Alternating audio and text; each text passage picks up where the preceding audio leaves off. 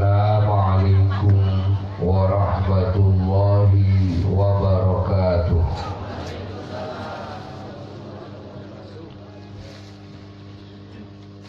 Alhamdulillah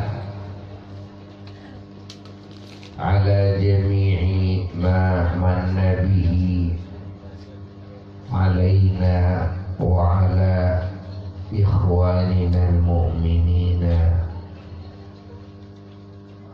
khususan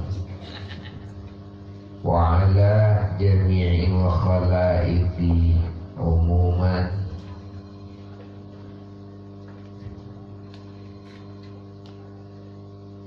إذ خلق في الوجود بعد العدم نور حبيبه ونبيه ورسوله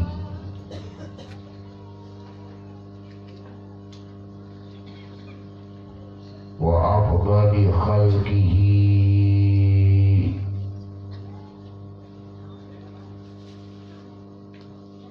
Sayyidina wa nabiyina wa maulana Muhammad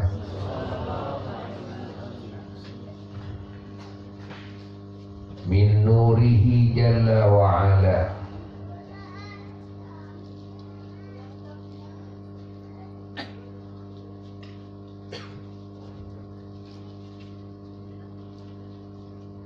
wa khalaqa minhu jami'al khalaiq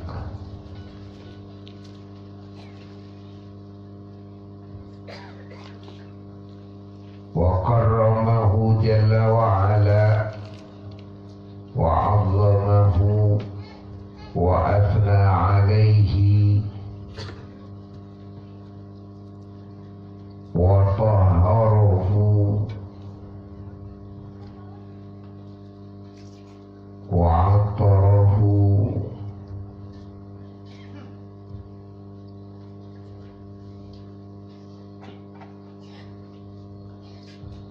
وفضله على جميع خلقه واختاره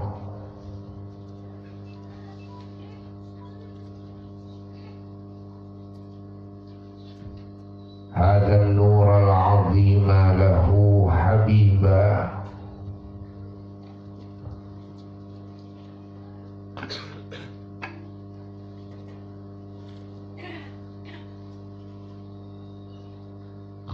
وزينه تبارك وتعالى بالصفات الكمالية والجلالية والجمالية ظاهرا وباطنا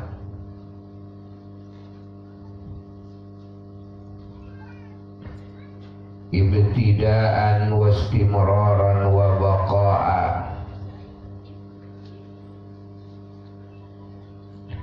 وجعله سبحانه وتعالى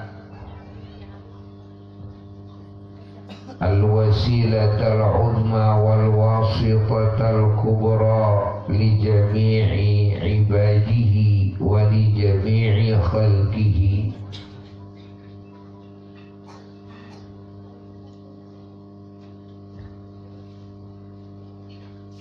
وأبرزه تبارك وتعالى في عالم الدنيا على صورة الإنسان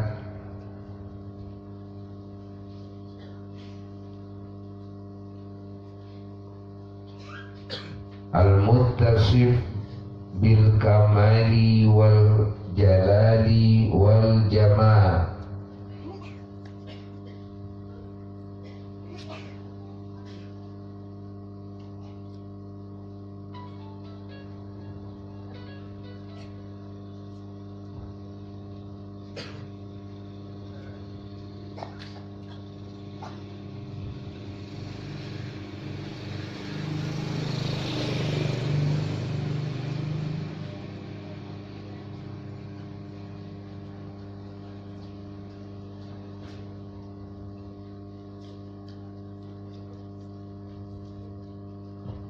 فلا شيء خلق ولا شيء يخلق مثله صلى الله عليه وآله وسلم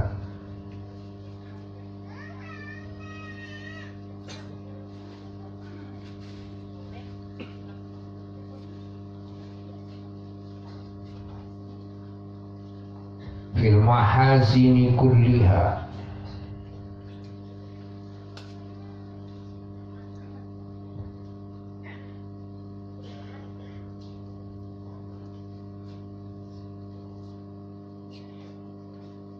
والحمد لله الذي اختاره لنا رسولا واختارنا له أمة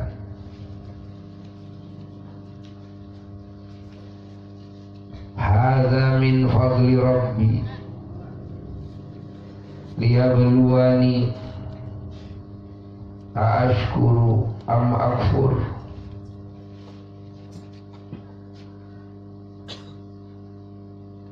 ونشكرك يا الله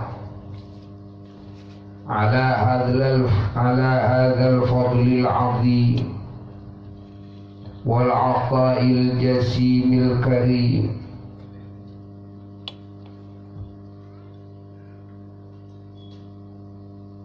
وأحمدك يا ربي حمدا كثيرا طيبا مباركا فيه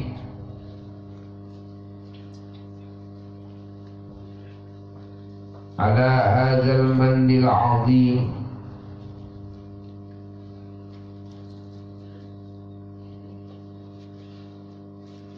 وأشهد أن لا إله إلا الله وحده لا شريك له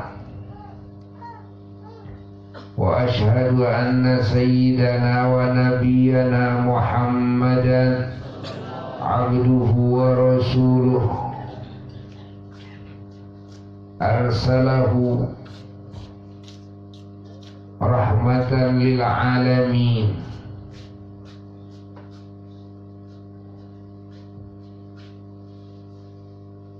وشفاعة للمذنبين. اللهم صل وسلم وبارك على سيدنا محمد الفاتح لما أغلق والخاتم لما سبق والناصر الحق بالحق والهادي إلى صراطك المستقيم. صلى الله عليه وعلى آله وأصحابه حق قدره ومقداره العظيم. ولا حول ولا قوة إلا بالله العلي العظيم. أما بعد، فيا عباد الله ويا أمة رسول الله صلى الله عليه وآله وسلم، أوصيكم ونفسي بتقوى الله واتباع سنة رسول الله صلى الله عليه وآله وسلم لعلكم تفلحون.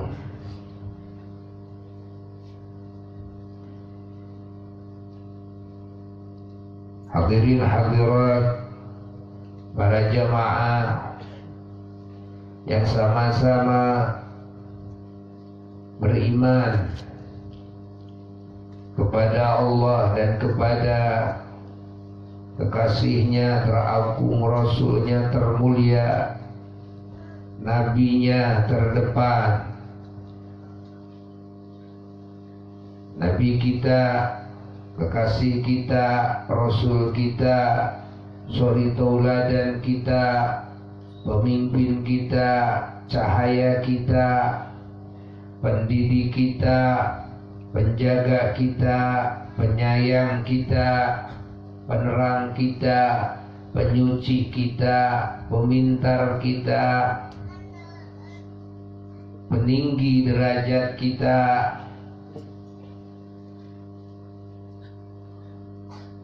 pengkabul doa-doa kita, kebanggaan kita, kemuliaan kita, kebahagiaan kita, dokter kita, keharuman kita,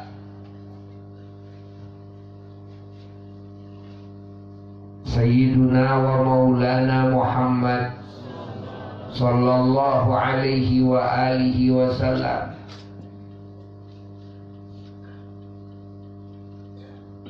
Dan kita semua yang beriman kepada segala yang difirmankan oleh Allah, Tuhan yang hak, Tuhan alam semesta. Tidak ada Tuhan kecuali Allah. Dan yang beriman kepada segala yang disabdakan oleh Nabi kita Sayyiduna wa Maulana Muhammad sallallahu alaihi wa alihi wasallam.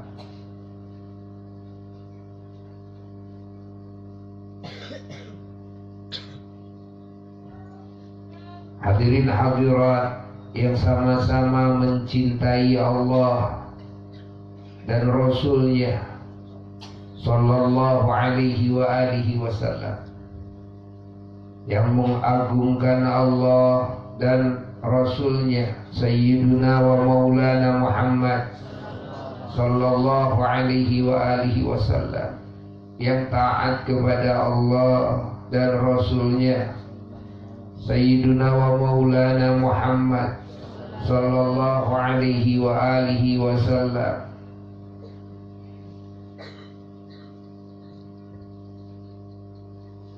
Yang sama-sama kita mengingat,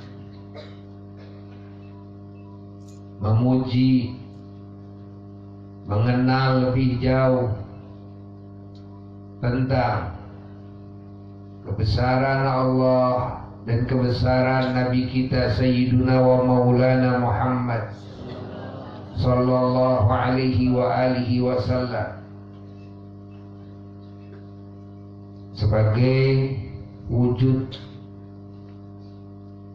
kewajiban kita dalam hidup kita,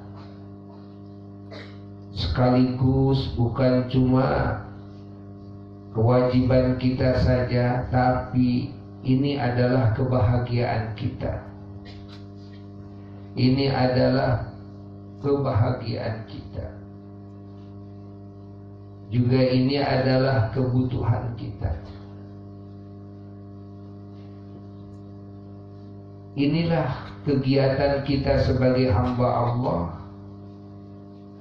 sabot menunggu perpindahan alam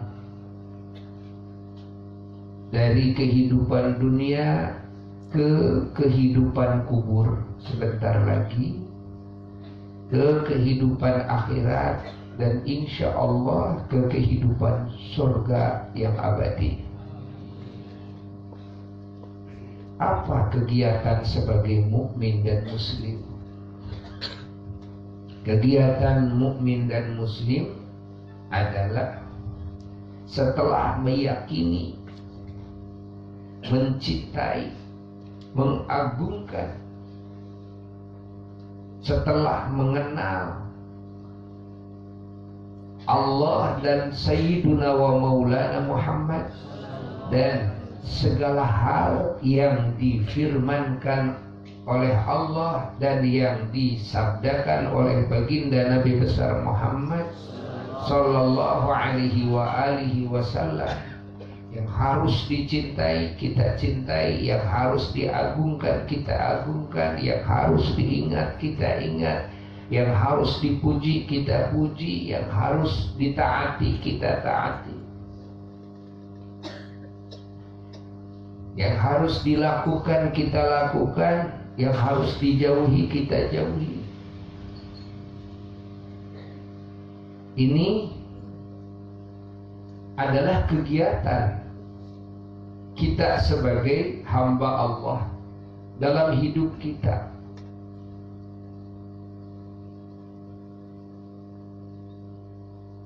Kegiatan kita dalam hidup kita mengatur kehidupan ini sesuai dengan kehendak Allah, sesuai dengan ridho Allah, sesuai dengan isyarat-isyarat Allah, juga isyarat-isyarat, arahan-arahan dan keridhaan baginda Nabi besar Muhammad sallallahu alaihi wa alihi wasallam. Di dalam memenuhi kebutuhan hidup di dunia, kita tidak melenceng dari ini. Apa kebutuhan hidup? Makan, minum. Dari mulai prosesi mencari sesuatu untuk dimakan dan diminum, sampai memakan dan meminumnya, kita sesuaikan dengan ridha Allah, sesuaikan dengan ridha Nabi kita Sayyiduna Muhammad. Apalagi kebutuhan kita, ya, kebutuhan kita yang urgent di samping makan dan minum. Yang urgent apa? Yang urgent adalah juga kebutuhan farji, karena Allah menciptakan farji di manusia. Bukan cuma perut saja yang punya kebutuhan, farji juga punya kebutuhan. Laki-laki tentu membutuhkan perempuan, perempuan membutuhkan laki-laki, dan itu tidak dilarang oleh Allah. Namun dari mulai prosesi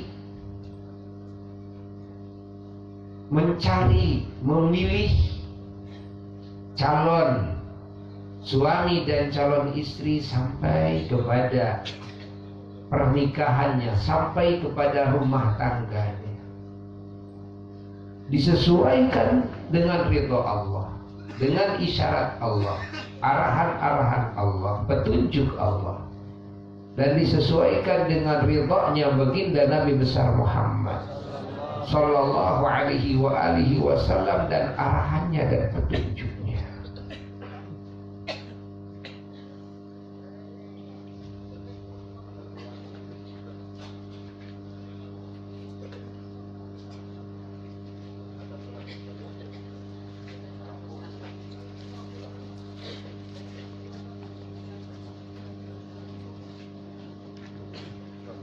Lalu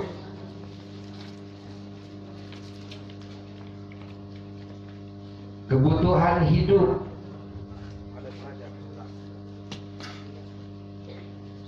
apa yang disebut dengan kebutuhan dalam kehidupan?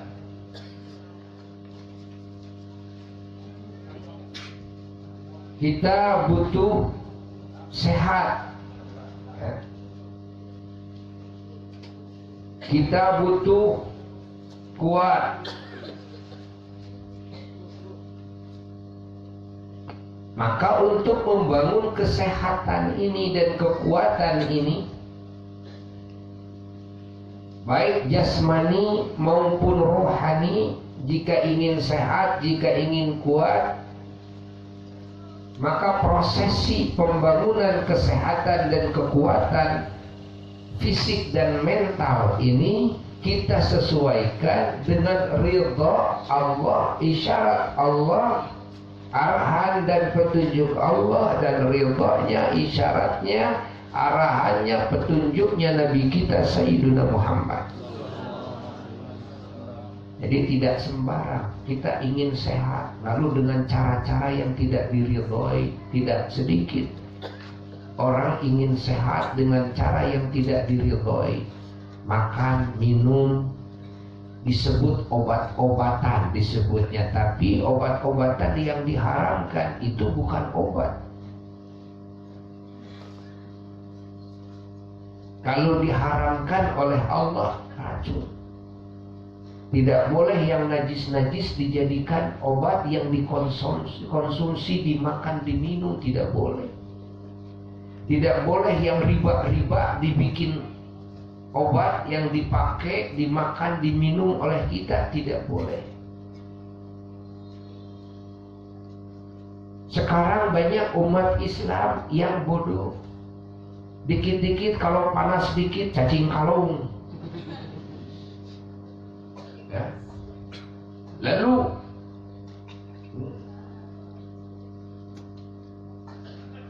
ada lagi sekarang semut Jepang. Inna lillahi wa inna ilaihi raji'un. Ini umat Islam sudah terkena makar. Orang-orang yang sengaja ingin merusak tatanan agamanya umat Islam dengan menimbulkan pemikiran-pemikiran yang supaya umat Islam ini mengikuti kepada pemikiran mereka. Oh begitu ya, oh itu, oh semut Jepang itu, oh menyembuhkan ya. Nah, kita tergilas oleh berita hoaks yang sengaja justru mereka akan menghancurkan tatanan ini. Ada dengan minum darah ular kobra, ya, minum atau makan daging ular. Ada yang dengan makan daging babi, katanya ini obat ini, obat ini, obat ini. Ingat, ini mencelakakan kita. Allah dan Nabi kita sudah memberikan arahan supaya kita sebagai hamba Allah selalu suci dan mulia, selalu terhormat dan terpuji. Apa yang dimakan, apa yang diminum, yang menjadi kekuatan kita dan yang menjadi kesehatan kita itu harus yang suci-suci pula. Dan jangan suudzon kepada Allah, jangan sampai kita jelek sangka kepada Tuhan bahwa Tuhan tidak menyediakan kebutuhan kesehatan bagi hambanya yang suci-suci. dicari oleh kita. Cari. Jangan memilih yang kotor-kotor, jangan memilih yang najis-najis. Jangan langsung picik pemikiran kita, susah carinya, sudah ada yang ada, cacing kalung, udah cacing kalung saja. Ya? Tidak boleh kita hamba Allah bersikap seperti itu.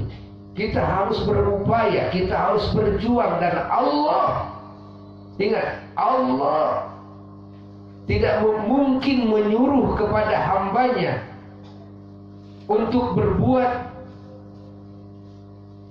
hal-hal yang Allah ridhai, yang Allah cintai, yang Allah muliakan, yang Allah puji, terkecuali segala faktor penyebabnya Allah giring, Allah adakan, segala fasilitasnya Allah ciptakan.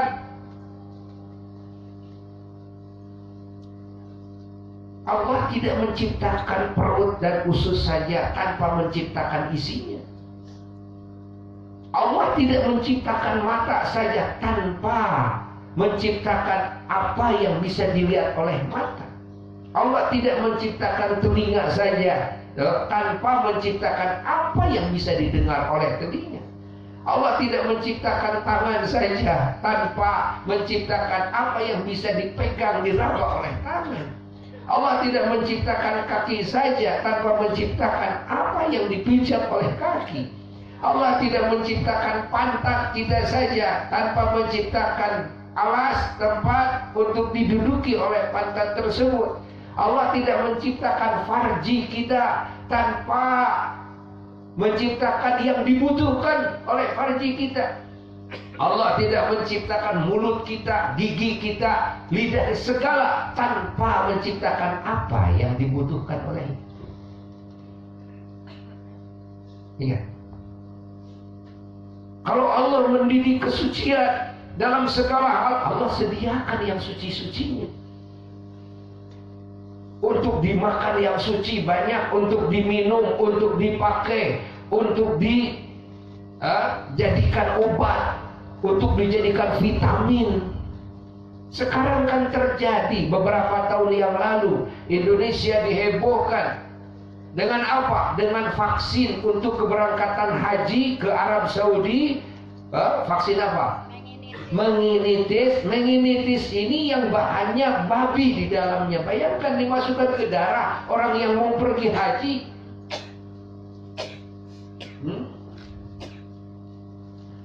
Maka maaf, Al-Fakih hanya menyarankan dan mengingatkan kepada umat Islam, bukan cuma di Indonesia, dimanapun berada, kita harus hati-hati. Jangan tergilas oleh buayan-buayan. Jangan.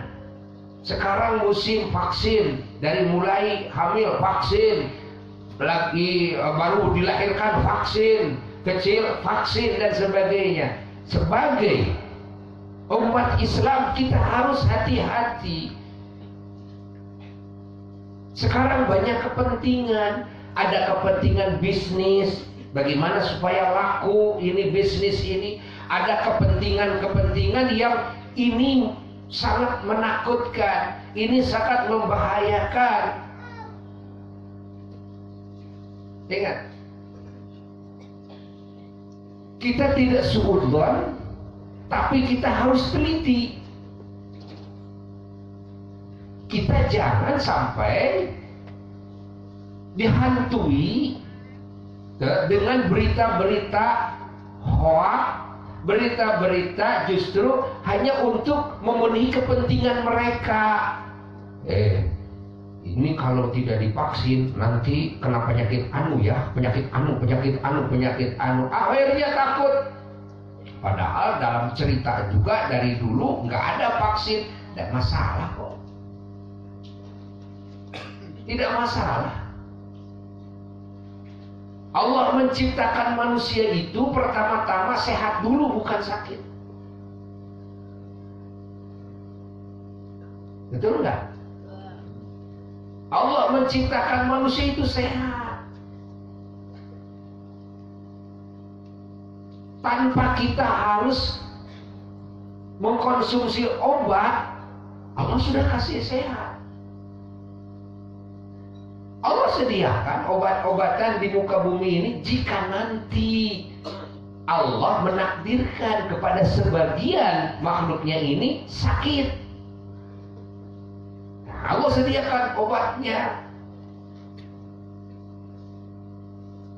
Bukan cuma kita disehatkan saja, tapi vitamin dan nutrisi itu sudah lengkap. Dari mulai kita diciptakan dalam rahim sampai kita dizahirkan ke muka bumi ini, dari mulai bayi itu sudah lengkap dalam tubuh kita. Dengan makanan dan minuman yang ada sudah cukup. Ingat, sudah cukup. Jangan sampai kita dibuai, ditipu dengan berita-berita hoak yang hanya menguntungkan mereka. Ingin menjual vitamin, oh ini dengan vitamin ini, padahal nggak pakai vitamin juga, begitu-begitu juga. Sehingga orang dihantui, akhirnya ini jadi stres juga. Kenapa? Harus mengumpulkan duit di samping untuk makan minum, buat vitamin lagi. Gitu kan? Catat. Kita tidak boleh suudzon, tapi kita juga harus normal dalam berpikir. Harus normal. Manusia ini diciptakan dulu, ya? Diciptakan tanpa harus pakai vitamin, tanpa harus diobati. Allah menyediakan vitamin, Allah menyediakan obat di dalam makanan minuman yang dihalalkan oleh Allah. Makanan minuman yang suci, di dalamnya sudah ada tuh untuk kesehatan manusia. Buah-buahan, kan? Sayur-sayuran, nasi, apa saja, makanan pokok sampai makanan-makanan tambahan, tanpa, ingat, tanpa diracik dulu oleh manusia itu, Allah sudah sediakan di sana. Jangan sampai kita menganggap hasil racikan manusia lebih baik daripada aslinya yang Allah ciptakan. Tidak. Tidak.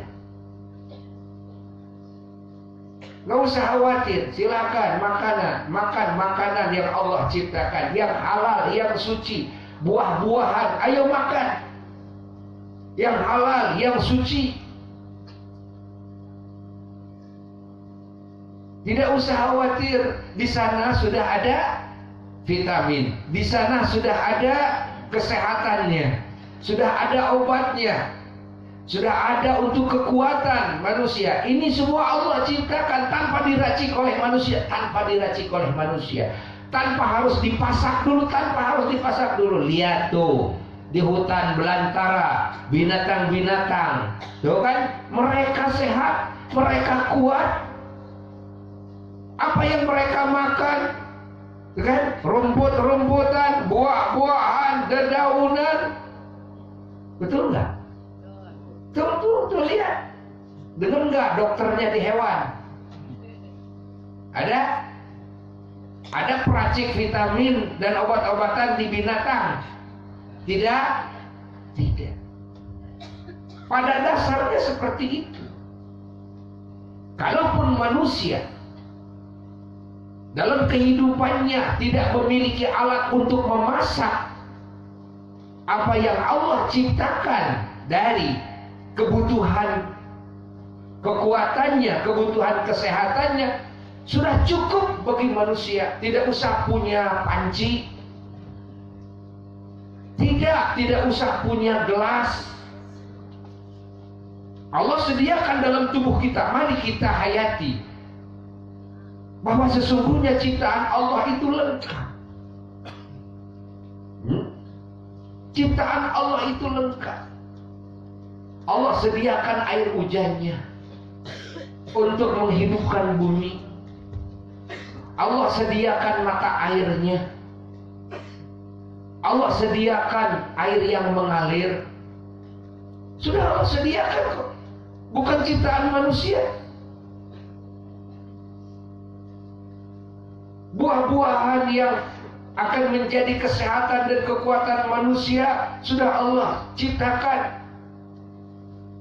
Ingat, kalau manusia ini tidak rakus, kalau manusia ini tidak salah dalam menggunakan apa yang Allah ciptakan demi memenuhi kebutuhan-kebutuhannya dalam hidupnya tanpa sifat rakus, dunia ini tidak akan rusak. Dunia ini tidak akan rusak. Kita tidak pernah mendengar di hutan belantara binatang merusak kehidupan. Yang merusak manusia. Kenapa? Karena rakusnya ini. Salah dalam mengatur kehidupan ini. Salah dalam meracik apa yang Allah ciptakan di bumi ini. Rusaklah. Yang anehnya sudah jelas merusak malah mengaku, oh saya pintar, oh saya profesor, oh saya insinyur. Padahal dengan keilmuannya itu bukan membenahi alam, bukan memperbagus alam, bukan membangun kemaslahatan kehidupan, bukan. Tapi justru merusak tatanan kehidupan. Bahkan berefek bukan cuma untuk manusia saja, tapi juga binatang pun ikut rusak.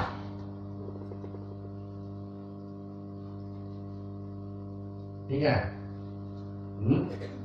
andai kata dibiarkan oleh manusia alam sesuai dengan apa yang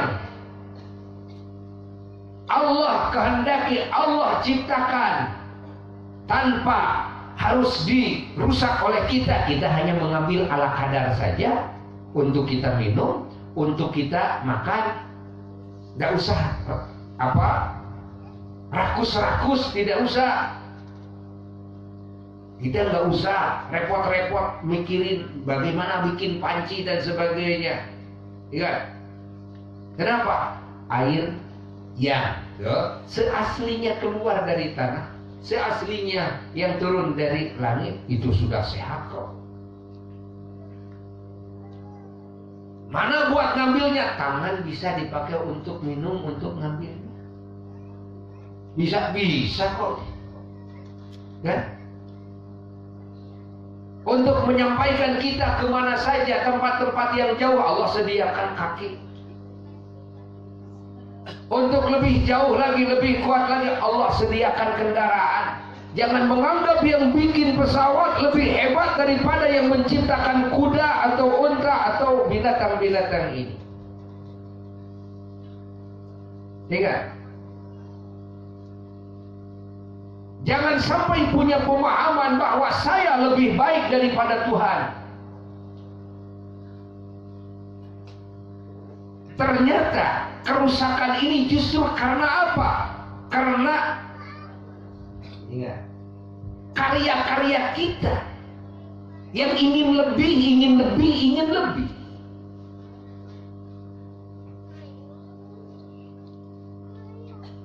Akhirnya yang ingin lebih ini, ya, yang ingin lebih ini walaupun niatnya bagus, tapi jangan sampai merasa ini lebih baik. Kenapa? Kalau kita hayati rusaknya udara, rusaknya ekosistem ini kan dari karya manusia. Dari karya manusia ini. Coba sekarang kita lihat minuman-minuman sekarang, kan? Kan yang diakui oleh dokter yang bagus, air yang tidak direbus, betul? Aqua dan banyak lagi yang dijual belikan, kan? Orang akhirnya berbalik ke sana. Padahal ya itulah yang aslinya. Yang aslinya keluar yang itu. Yang Allah keluarkan seaslinya dari langit dan dari bumi semuanya suci. Kenapa jadi kotor? Karena ada ulah manusia. Coba kalau tidak ada ulah manusia, Citarum semuanya bersih kok. Solokan semuanya bersih kok. Bersih semuanya. Ya kan Pak, nanti kan kalau solokan-solokan kan manusia bisa saja nanti membuang kotorannya, kencing atau BAB di sana. Bukankah Rasulullah SAW mengajarkan kita tidak boleh kencing dan tidak boleh BAB di air, yang air ini bisa diambil manfaat oleh manusia, bahkan oleh binatang sekalipun.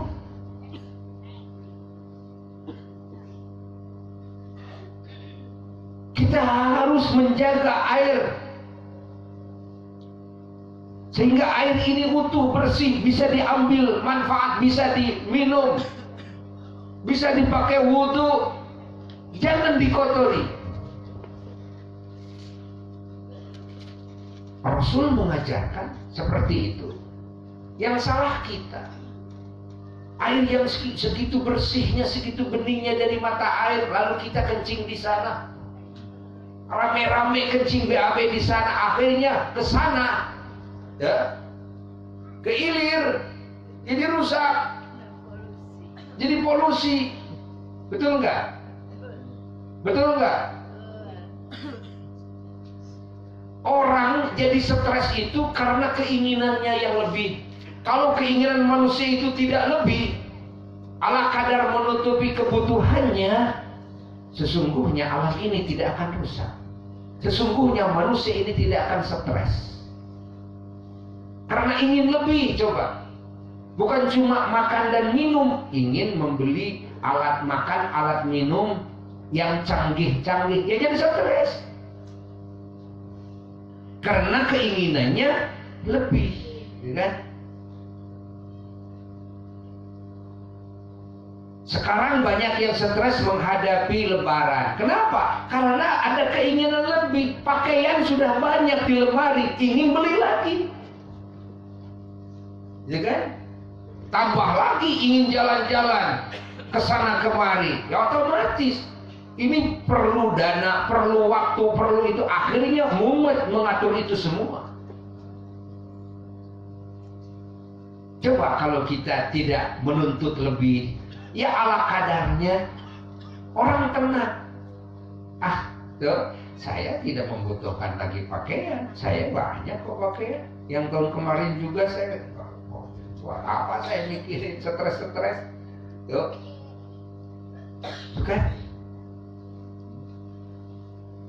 Yang dipikirin adalah bagaimana mengabdi kepada Allah. Sebaik-baiknya pengabdian, fasilitas sudah cukup dari Allah, bahkan lebih daripada kecukupan, asal kita jangan rakus. Dan orang banyak stres dengan apa? Dengan keinginan untuk kapan? Untuk sekian puluh tahun yang akan datang. Loh, untuk sekian puluh tahun yang akan datang. Besok aja belum tentu hidup kok. Besok saja belum tentu hidup, lalu kita distreskan untuk sesuatu yang setelah besok. Besok juga belum tentu hidup. Siapa yang salah? Kita sendiri yang salah. Siapa yang bikin stres? Kita sendiri yang bikin stres. Kenapa memanage hati kita, memanage pikiran kita seperti itu? Coba kalau kita syukuri yang ada. Coba kalau kita tidak rakus, kan? Tidak akan stres. Bagi yang dimampukan oleh Allah, ya silakan. Silakan. Namun alangkah mulianya yang diberi kelebihan oleh Allah daripada rizki yang lebihnya ini justru dipakai membela agama Allah, dipakai membela hamba-hamba Allah yang kekurangan. Bukan ditumpuk-tumpuk tidak dibawa mati. Bodohnya kita kalau kita susah payah mencari rizki dan menumpuknya, dan rizki tersebut besok mau kita tinggalkan. Kan ini bodoh namanya. Kita tidak usah takut meninggalkan anak walaupun anak puluhan. Kenapa? Semua sudah dikasih jaminan oleh Allah rizki masing-masing. Soal kita mau memberi dengan kasih sayang kita, silakan. Tapi kita jangan stres, jangan takut. Yang memberi rezeki kepada kita Allah, begitu pula yang akan nanti menjamin untuk anak cucu kita juga siapa? Allah. Allahnya itu kok. Allah kasih akal sama anak kita, Allah kasih tenaga. Ya seperti Allah menciptakan kita saja. Kita saja bisa makan kok. Kita saja tuh kan dipenuhi oleh Allah kebutuhan kita. Apa dikira Allah akan menterlantarkan semua makhluknya dan itu ciptaannya? Tidak. Yang terpenting kita menjalankan kewajiban dari Allah, mendidik anak. Dari mulai didikan agama sampai didikan membangun kemaslahatan hidupnya, bagaimana cara cari rizki dengan cara yang Allah ridhai, rizki yang Allah ridhai, kan? Lalu bagaimana menggunakan rizki itu dengan cara penggunaan yang Allah ridhai, yang Rasul ridhai, kasih oleh kita. Kemaslahatan hidup, apa yang dibutuhkan oleh manusia, didik anak-anak kita, sesuaikan dengan ridha Allah, kiblatkan niat-niatnya kepada ridha Allah dan ridha Nabinya Sayyiduna wa Maulana Muhammad sallallahu alaihi wasallam. Kiblatkan ke sana. Didik bagaimana cari rezeki, ya? Bagaimana cari istri, bagaimana kalau kita memilih suami, bagaimana nanti mengurus anak, bagaimana terus membangun kesehatan sesuai dengan ridho Allah. Ya, kasih tahu anak ini. Kasih didikan bagaimana untuk menjaga keamanan, bagaimana untuk itu, bagaimana untuk ini dalam kehidupan ini. Dan sesungguhnya tidak perlu lama-lama juga. Kalau kita serius di dalam mendidik anak, tidak perlu lama-lama. Dari kecil anak sudah paham. Dari kecil anak sudah dibekali tauhid, sudah dibekali bagaimana kita berdoa kepada Allah. Ya kan? Dari kecil bagaimana bersikap kepada Allah, bagaimana bersikap kepada Nabi, bagaimana bersikap kepada semua manusia. Bagaimana bersikap kepada orang-orang yang baik kepada kita, bagaimana bersikap kepada orang-orang yang tidak baik kepada kita, bagaimana bersikap kepada orang-orang yang memusuhi kita sampai yang memerangi kita, bagaimana bersikap kepada sesama mukmin. Ya, di dalam area mukmin ini ada guru, ulama, wali, orang soleh, syuhada, ada ibu bapak, ada suami, ada istri, ada anak, ada majikan, ada karyawan, ada pemerintah, ada rakyat, ada tetangga, ada sahabat. Bagaimana bersikap kepada non-muslim, kan? Baik non-muslim yang baik kepada kita maupun non-muslim yang tidak baik kepada kita, yang memerangi kita, itu ada didikannya dengan cara yang terbaik. Dari kecil anak itu didik seperti itu. Didik akhlak dan adab-adaban. Sudah, ini kewajiban kita. Setelah itu tidak usah stres lagi. Kalau kita mati saat ini, tidak usah stres lagi. Anak kita dibimbing oleh Allah. Anak kita diurus oleh Allah. Tidak usah stres. Banyak manusia yang stres. Kenapa? Karena dia salah dalam memanage hatinya, sehingga menghabiskan umurnya ceritanya sayang anak, lalu mengumpulkan harta yang banyak untuk sampai 7 keturunan. Dia mengira kalau dia tidak berbuat itu, anak saya dan cucu saya tidak akan makan. Dia tidak berpikir bahwa dirinya sendiri sudah dikasih makan oleh Allah, diurus oleh Allah, dijamin oleh Allah. Dia menyangka Allah tidak akan mengurus kepada anak cucunya. Ini suudzon terhadap Allah. Seperti banyak sekarang yang menganggap hasil buah karyanya lebih baik daripada seaslinya yang Allah ciptakan di muka bumi ini. Lah, tidak. Itu pemikiran yang busuk, yang su'ul adab kepada Allah. Ini menistakan Allah namanya.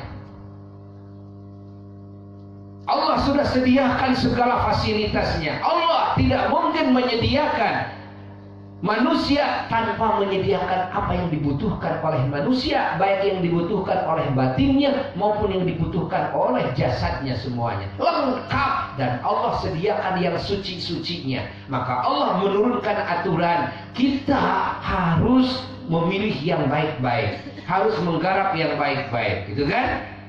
Harus memakan yang baik-baik, yang meminum yang baik-baik, yang halal. Artinya Allah sediakan loh yang bagusnya, Allah sediakan loh yang halalnya. Kenapa kita cari yang haram?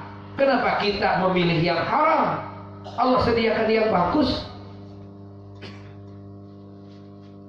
Jangan dikira, wah susah saya cari perempuan yang baik, saya susah cari laki-laki yang baik.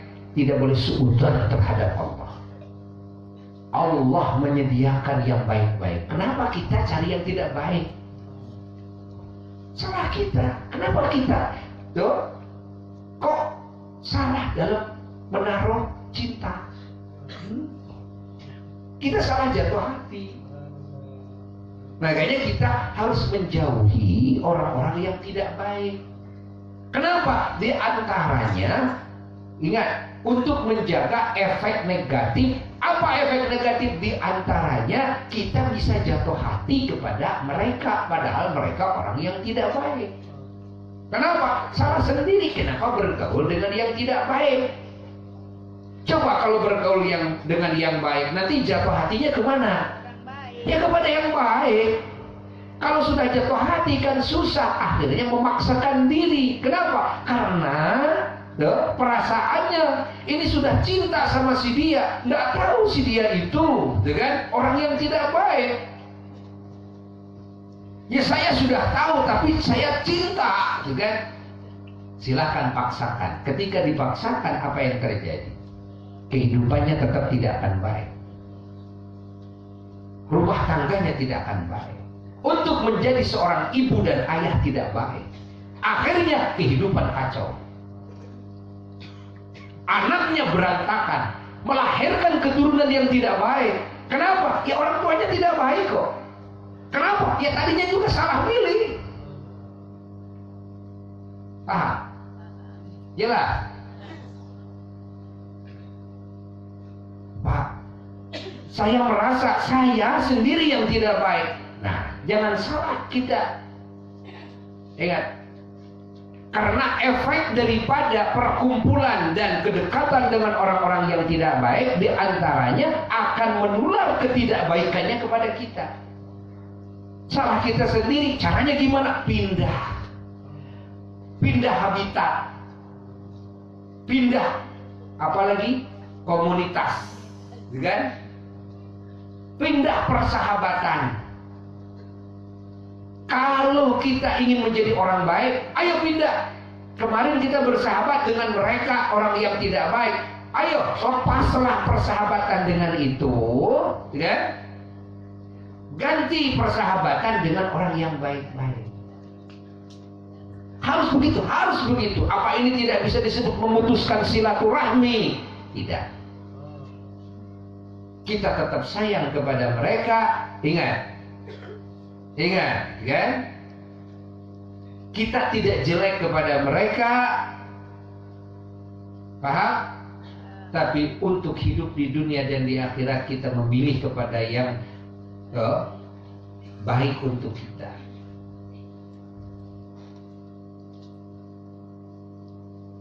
Jadi caranya harus melepas. Kemarin bersahabat dengan siapa? Dengan tukang judi, ya pantas judi terus. Kenapa sahabatnya dengan? Kalau kita bersahabat dengan tukang mabuk, minimal ya kita ikut nongkrong lah di sana. Akhirnya terbawa jeleknya, padahal kita tidak mabuk, apalagi akhirnya terjerumus juga. Susah Pak, saya meninggalkan mabuk. Kenapa? Salah habitat. Ganti habitatmu. Pindah coba. Tuh lihat banyak orang-orang soleh. Tuh lihat banyak pemuda-pemudi yang soleh dan soleha. Pindah coba. Kalau kamu bersahabat dengan orang yang tidak baik, kamu tetap tidak akan bisa menjadi orang baik. Kenapa? Karena kamu hidup di habitat yang tidak baik. Susah kamu akan pindah kepada yang baik, kecuali habitatnya dipindah dulu.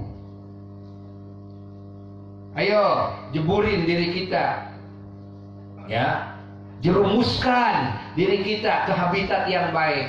Sekarang saya mau bersahabat dengan ahli pengajian, ya begitu.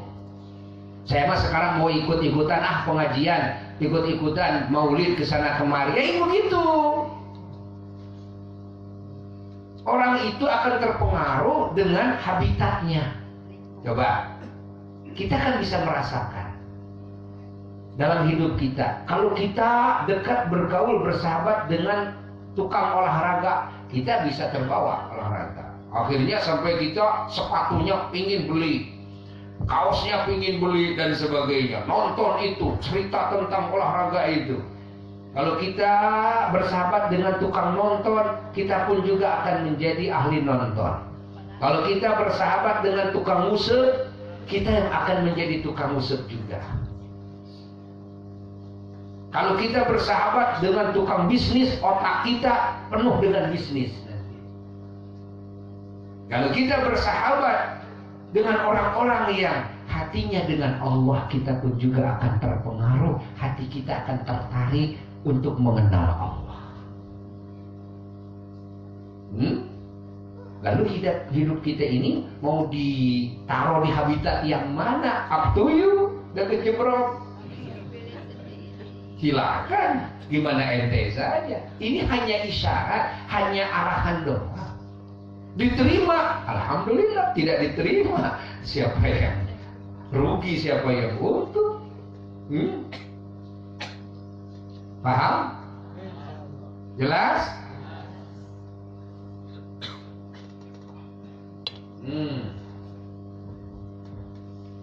Eces? Tuh nunutan atuh mak. Manya ngaji isuk-isuk nunutan.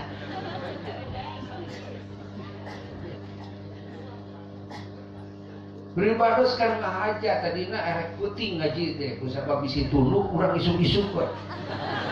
Ai supaya teu tunuh nya teh isuk-isuk teh. Ya, ayeuna mah isuk-isuk. Selamat pagi. Bukan selamat malam sekarang mah. Tuh lihat. Reporter juga bilang selamat pagi gitu kan. Iya. Nah. Jelas? Jelas? Jadi kerusakan di lautan, di daratan jelas. Bima kasabat aydin nas. Allah yang memberitahu kepada kita, dan memang buktinya seperti itu. Karena apa? Ulah manusia. Ulah manusia tidak boleh berlebihan. Saya ingin olahraga, akhirnya orang stres dengan olahraga. Kenapa? Karena harus bayar Pak sekian. Salah Allah. Harus beli pakaiannya, sepatu itu, salah Allah. Kenapa Allah berlebihan? Apa tidak bisa olahraga dengan ngepel? Anda tidak bisa olahraga dengan cuci pakaian? Apa tidak bisa olahraga dengan narik air dari sumur? Nimba, tuh kan? Apa tidak bisa? Olahraga dengan mencangkul, olahraga dengan bertani, itu kan lebih manfaat. Kebutuhan hidup bisa terpenuhi. Ingat, urusan dalam kehidupan bisa terselesaikan, olahraga pun juga tergarap. Apalagi kalau olahraga dengan banyak sholat malam. Sholat di waktu sahur, kan? Lalu kita sholatnya banyak, rukuk sujudnya tertib. Itu menjadi olahraga terhebat. Ingin sehat, saum, ya? saum Senin Kemis, saum Nabi Daud, itu akan sehat. Jadwal makan tidak boleh lebih dari 2 kali. Ini cara agama, cara Islam. Silahkan tanyakan ke dokter. Ternyata dokter mengakui semuanya. Benar itu dalam ajaran Islam, bahwa makanan minuman itu yang paling bagus, yang paling bagus dijadwalkan itu sehari semalam 2 kali. Ada jeda. Lihat dalam Islam, maghrib dan nanti waktu sahur. Itu dalam Islam.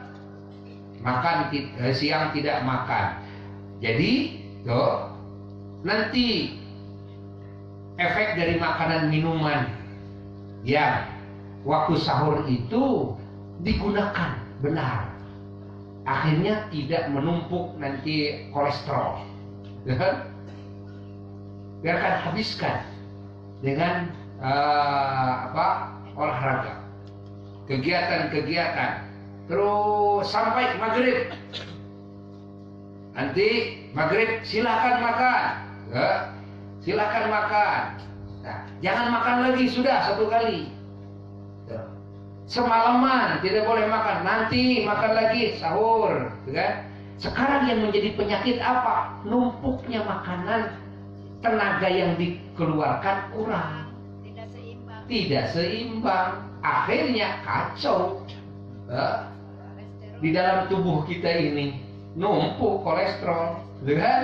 Apa kesananya? Ya sudah, kolesterol numpuk, aliran darah menjadi kurang lancar, ke jantung, ke apakah sakitan ini, apakah asam urat ini, apakah itu, apakah ini, macam-macam, darah tinggi mah dan sebagainya. Eta teh bisa yang nyao, loba teh ngenyo. Usus ini harus istirahat. Sudah makan, ada jeda istirahat, kan? Sudah menggiling makanan, istirahat. Lalu digunakan tenaganya, habis lagi, kan? Tidak menumpuk menjadi kolesterol, tidak berefek bahaya untuk apapun. Saringan ini ada saat berhenti, kan? Ginjalnya ada saat berhenti. Nah, kalau sekarang apa yang terjadi? Baru makan, geser sedetik, ngenyok lagi. Geser sedikit, ngenyok lagi. Geser sedikit, istirahat nggak ususnya? Istirahat gak ginjalnya? Istirahat gak saringannya? Capek kan? Siapa yang salah? Kita sendiri yang salah. Kita sendiri yang salah. Kita sendiri yang salah. Allah mengajarkan kesehatan sehari semalam. Lihat, apa kesehatan? Dari dasarnya kebersihan. Coba wudu sehari semalam minimal 5 kali. Bersihkan yang benar dong. Mulut kita setiap wudu. Kalau 5 hari sehari semalam wudu, dan setiap wudu harus membersihkan gigi dengan siwak, berarti membersihkan gigi 5 kali sedikitnya. Bayangkan, itu ajaran Islam. Bukan 3 kali membersihkan gigi itu. Itu bukan ajaran Allah. Ajaran Allah 5 kali minimal membersihkan gigi. Itu kalau mau sholat. Setiap waktu sholat, mau wudhu, bersihkan gigi. Mau tidur, bersihkan gigi. Bangun tidur, bersihkan gigi. Sering bersihkan gigi itu. Bersihkan mulut, bersihkan hidung, bersihkan wajah, bersihkan telinga. Bersihkan yang benar wudunya, gosok-gosok, gitu kan? Supaya tidak ada daki yang nempel, tidak ada kotoran yang nempel. Karena daki tersebut, lalu nanti udara kotor, debu membawa bakteri nempel di daki, ini bisa menjadi penyakit kulit. Bersihkan terutama wilayah-wilayah di mana kita dengan keluarga, dengan yang lain bersentuhan, bertatap muka, berbicara di hadapannya. sehingga mulut kita bersih, wajah kita bersih, telinga kita bersih, kepala kita bersih, leher kita bersih, tangan kita bersih, kaki kita bersih. Belum perintahan mandi. Sesungguhnya perintahan mandi itu setiap mau sholat harus mandi, bersihkan badan kita, adus, kan? Mau sholat subuh mandi, bersihkan, adus, itu semuanya, ya. Dari pangkalnya saja sudah seperti itu ajaran Allah. Ajaran Allah. Tidak usah pakai sabun-sabun, tidak usah, asal gosok-gosoknya benar.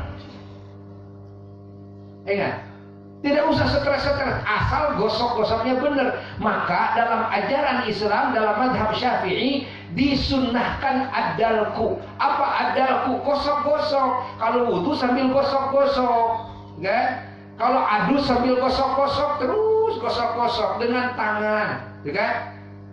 Kuku kita ini manfaat dikit-dikit, gitu dikit garuk dikit dengan ini, tanpa pakai alat, Allah sudah menyediakan alatnya. Dalam tubuh kita sudah disediakan. Dengan kuku dikit-dikit gini, dikit-dikit, kan? Garuk-garuk dikit, lembut, itu lebih bermanfaat. Masya Allah. Itu Islam. Bersihkan kuku setiap hari Kamis sore. Ya. Umat Islam tidak boleh ada yang mukut kuku, dipanjang-panjang kukunya, itu tidak boleh dalam ajaran Islam. Itu syiarnya kaum Yahudi. Tidak boleh. Ya, usahakan. Oh, saya kan tujuannya mau buat bersih-bersih, carilah dengan alat yang lain. Dengan alat yang lain. Yo. Sudah, ini bersihkan saja. Yo. Semuanya, lalu bulu ketek bersihin. Ya, seminggu sekali bersihkan. Kumis potong ujungnya, jangan sampai melewati batas bibir, ya. Ingat, yang di seputar farji kita bersihin. Bagi laki-laki koret, perempuan cabutin, ya. Bersihkan itu. Ingat, maksimal tidak boleh melebihi 40 hari. Kalau lebih daripada 40 hari tidak dibersihkan, setan bertelur di sana. Hati-hati, bersihkan. Itu ajaran Islam seperti itu. Ajaran Islam seperti itu. Banyak yang konsultasi tentang kesehatan, tuh Al-Fakir sering memberikan arahan-arahan seperti itu. Kita sekarang banyak terkena penyakit gatal-gatal. Gatal-gatal itu adalah dari daki, ya, di mana udara kotor yang membawa debu-debu yang mengandung bakteri nempel, melalui keringat-keringat ini nempel, tidak dibersihkan oleh kita. Ya, padahal bersihkan, kan saya suka wudu, wudunya tidak benar. Wudunya nggak membersihkan daki-dakinya, nggak digosok-gosok, ya kan? Banyak sekarang terjadi stroke ringan di wajah. Lalu dokter menyarankan apa? Digoyang sarafnya di wajah. Padahal dalam wudu, kalau wudunya benar, digoyang tuh wudunya itu, digoyang wajahnya, terus digoyang, kan? Kalau wudu itu. Karena wudunya tidak seperti itu, ya sarafnya akhirnya nggak jalan sebagian. Ya kan? Salah siapa? Ternyata wudu itu pangkal kesehatan. Ternyata mandi itu pangkal kesehatan. Bukan cuma bersih saja zahirnya, sarafnya juga menjadi menjadi lancar. Ternyata sholat malam itu ternyata, sholat setiap 5 waktu ternyata, saum itu ternyata semuanya ajaran baginda Nabi besar Muhammad Sallallahu Alaihi Wasallam. Ingat, ini ajaran yang melahirkan segala kemaslahatan dalam hidup kita di dunia dan hidup kita di akhirat. Maka kita bersyukur dengan kelahiran Sayyiduna Muhammad. Kita mengadakan muludan ini tasyakur bin ni'mah atas kelahiran sang penghulu alam semesta, sang pendidik sejati yang membina manusia dan bangsa jin pada khususnya, kan? Dengan pembinaan yang terbaik, didikan yang termulia, tersuci, yang membangun segenap kemaslahatan hidup zahir batinnya, baik di dunia maupun di akhirat. Itulah Sayyiduna wa Maulana Muhammad. Semoga majelis kita ini barokah, manfaat, dan kita dikabulkan doa, dan kita mendapat syafaat baginda Nabi besar Muhammad, mendapat ampunan Allah, penjagaan dari Allah, dengan kebesaran Sayyiduna Muhammad sallallahu alaihi wa alihi wasallam wa ila hadratin Nabi. Al-Fatihah.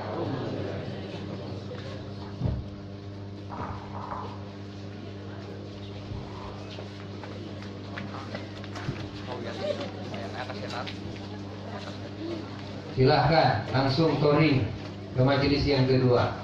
Ini kau sekarang langsung. Buya dari kaum akan terus ke Garut karena pagi ini acara di Garut. Dan pemberitahuan bagi yang mau ikut untuk acara maulid, makanan, minuman besok hari Jumat, ya.